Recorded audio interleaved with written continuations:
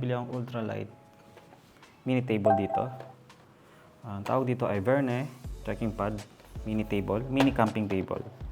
So matagal ko na itong pinapangarap. So hanggang sa may nakita ko sa Taobao, ay yung application, parang ano siya eh. Para siyang Shopee sa China, Taobao. And then hanggang sa makita ko tong table na to, which is nasa $63, so mga nasa 2.5 pesos. Mas mahal kasi yung yung isang ganito na yung kompleto na set, kasi merong ganito na meron chopping board. Una sa lahat, ang maganda lang dito sa table is napakagaan niya compared sa ibang mini table. Katulad ng Snow Peak, Soto, etc. Ito na yata yung pinaka magaan. Pero ang downside nito, medyo delikado siya pag nagalaw mo siya ng konti. At dapat merong mabigat na bagay para hindi siya ma-unfold. Katulad nito, pag nasagi mo siya ng konti, sagi. Kunwari, sagi mo siya ng konti, ayan o. Nasagi. Nag-ano siya, tingnan mo. Magdi-disconnect yung mga joints niya. So, maging maingat tayo pag nakabit tayo ng ganito. Dapat medyo mabigat-bigat yung ilalagay mo. Para maging stable. Kunwari, ayan. Ito. Diba? Stable siya pag nalagyan ng mabigat na bagay. Mas malaki itong dimension nito kaysa sa Snow Peak table. Yung Soto naman, yung sana yung bibiling ko, kaso medyo parang na-turn off ako kasi mabigat. Ang gusto kasi ultralight lang. Buhat dito, meron akong isang table. Itong Nature Hike. Ito nasa $60 din ito eh. Magaan din siya, nasa 600 grams plus. Ito nasa 230 grams, di ba?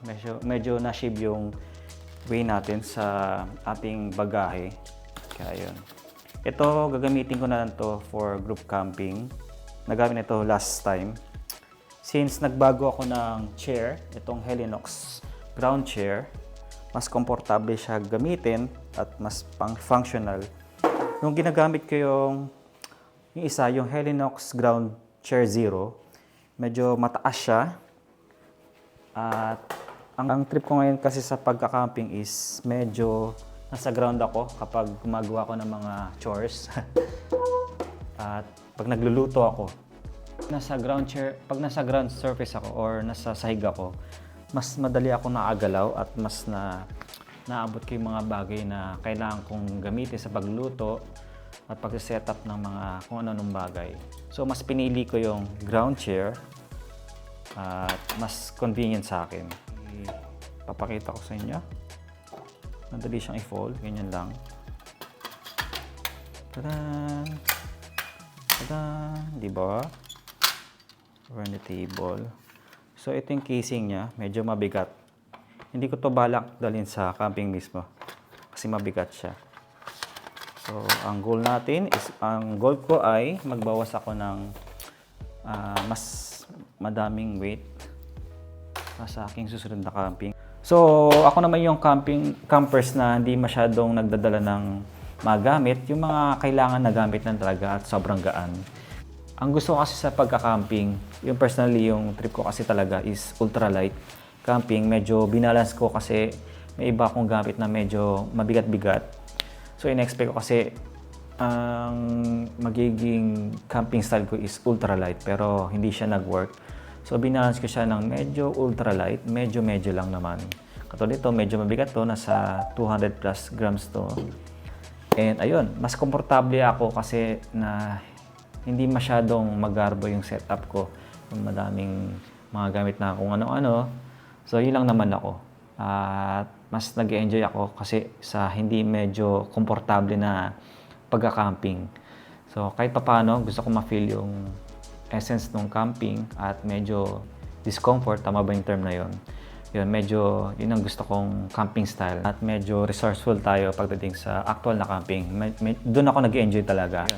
So, ang aking review, hindi ko lang kung Kung gusto niyo yung review ko, yun, follow up ko na lang yung review nito kasi hindi ko pa siya nagamit sa mismong camping. And then yun, mapapanood nyo sa next camping ko sa this August. At ayun, thank you sa panonood at ayun, bye-bye!